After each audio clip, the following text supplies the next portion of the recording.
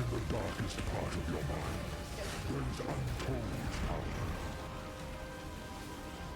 Means to an end.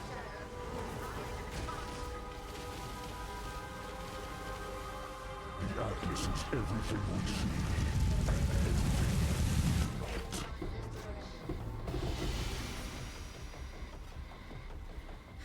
Hey guys, T16 here, back again with a new build.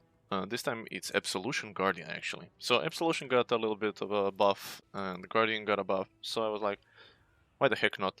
Let's try it, let's see how it goes.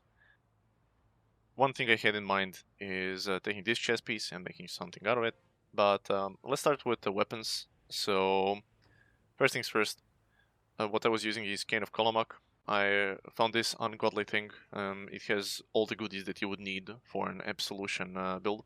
So the most important stat here is +3 to the level of success support gems. Why? Because this amplifies your Empower.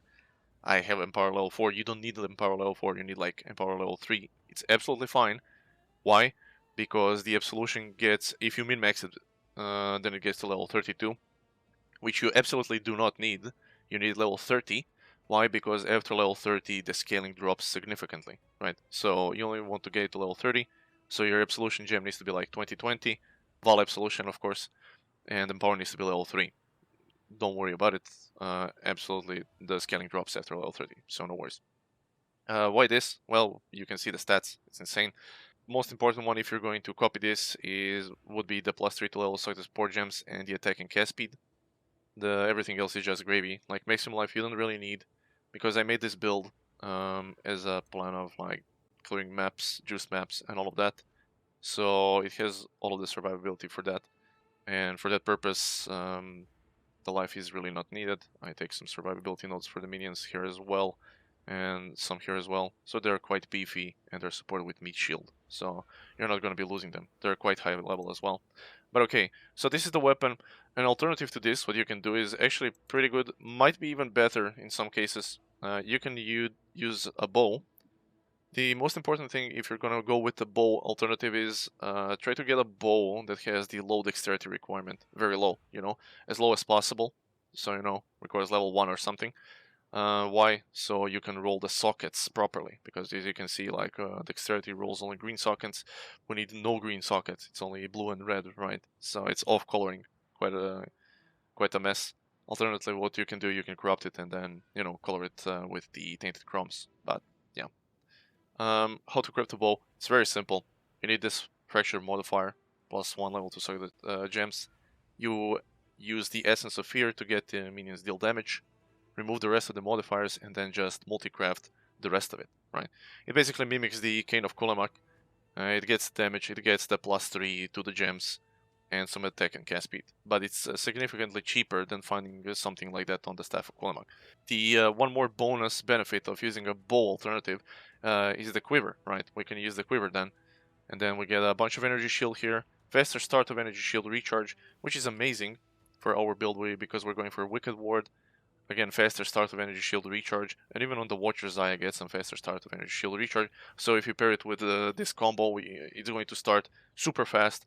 And you're going to have the benefit of the Wicked Ward, like super fast regeneration, right? That's the idea. Okay, so that's like the weapon setup. What you want to put in the 6th link is, of course, Val Absolution 2020, as I said. It's absolutely fine and enough. Minion damage, faster casting, greater spell echo. Alternatively, spell echo, of course. Physical to lightning, so all of the physical damage gets converted to lightning. Just so we can do one extra mod on the maps. So we can do Phase Reflect maps. And then Empower, of course, Empower level 3, and it gets amplified by your either bow or the Staff of Kolomak to level 7, which in turn gives a shit ton of levels to your Absolution gem. That's the idea, right? What you want to also do is have at least one white socket. Why white socket? Because if you want to clear maps, you need to use the Annihilation support, right? So you swap out Annihilation, minion damage. And there we go. That's why you need the white socket, so you can swap it out easily. Next thing is Archdemon Crown. This one is really good. Yeah, I know. I found an Archdemon Crown that had a good fracture modifier, armor, energy shield. That's very nice. And then what you do, you go on the Horticrafting bench, you type in minion, and you want to spam this until you hit +2 to all of the minion skill gems. Which means all of your helmet minions are going to be +4 levels. So that's Ray Spectre, Summon Stone Golem, Animate Guardian, and then supported with Meat Shield so they take less damage. They're going to be super high level, a lot of HP, a lot of tankiness. Why level 25 Ray Spectre?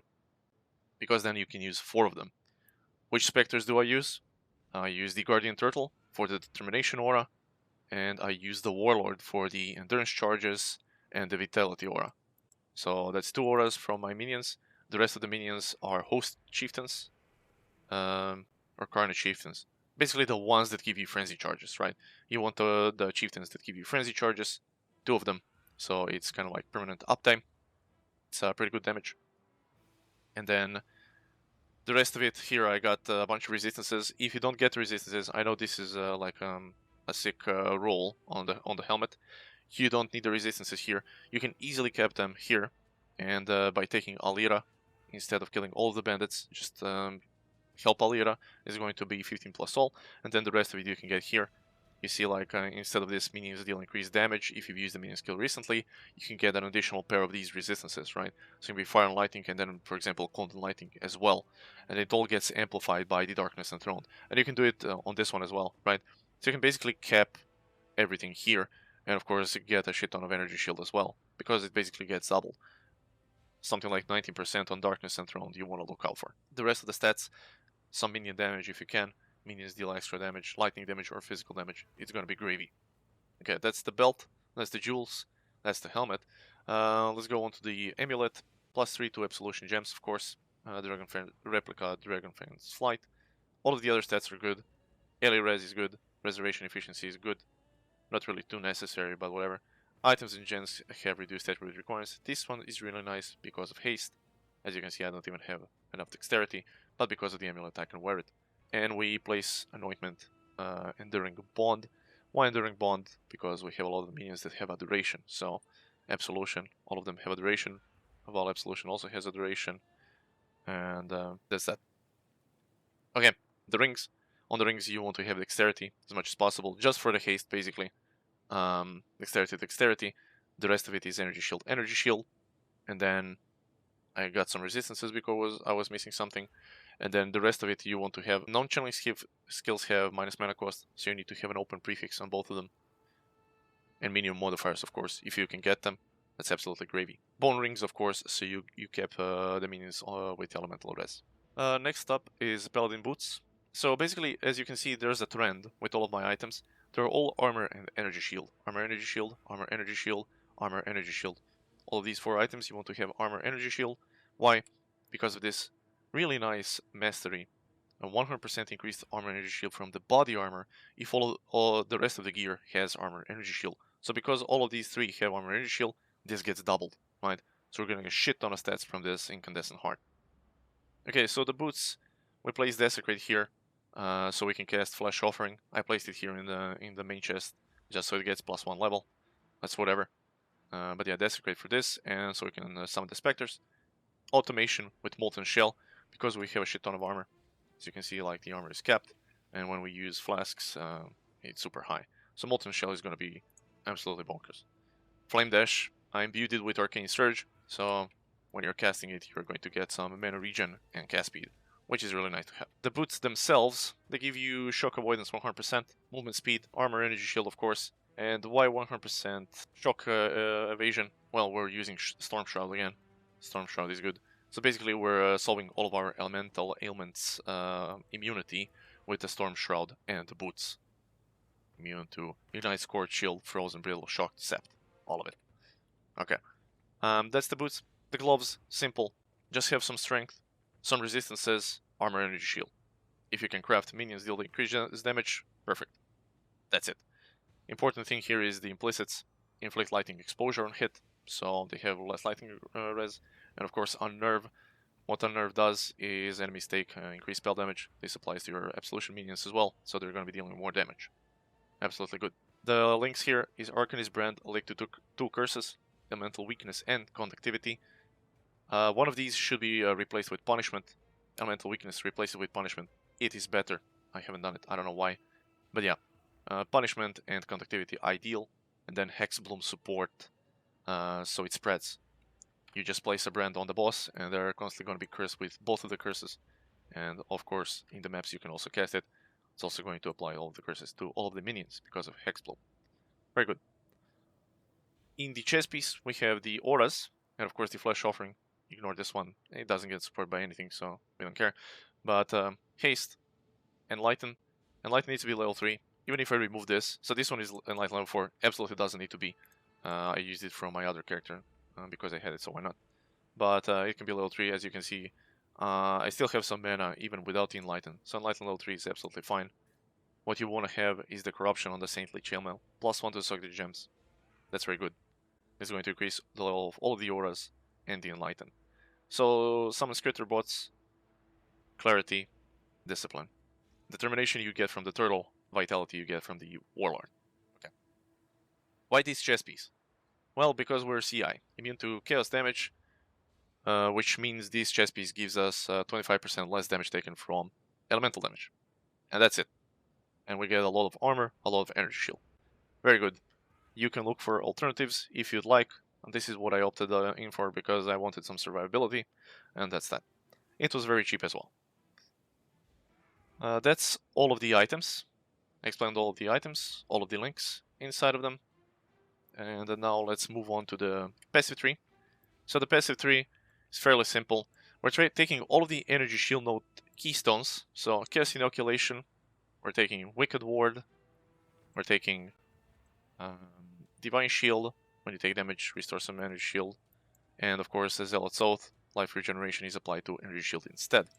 Wicked Ward starts very fast because of this, because of the Watcher's Eye, and if you're going with the bow build, then with the quiver as well. Okay. By the way, if you're doing the quiver build, if you're using this other weapon set with the quiver, then you can take off these staff nodes as well, so you get 5 extra nodes which you can spend. So honestly, for the endgame, it might be even superior, the bow alternative.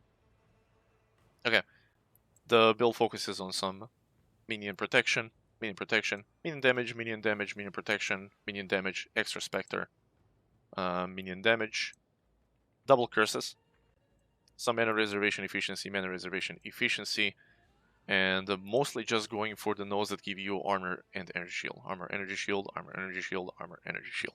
We take some staff nodes because we get some defenses here as well. 30% increased energy shield. Very nice. The last is the flasks. Bottle Faith. You can use this on a boss. It's a one-time use, so it's kind of niche. You can replace this with a quartz flask, and then you can phase through minions. It might be better, honestly. But this way you're gonna get some bonus damage for a little while on a boss. The rest of it is Basalt Flask, Silver, Quicksilver, and Granite. You want these flasks to have increased armor, movement speed, reduced effect of curses on you during effect, and avoid being stunned. So this is how we basically solve our stun issues.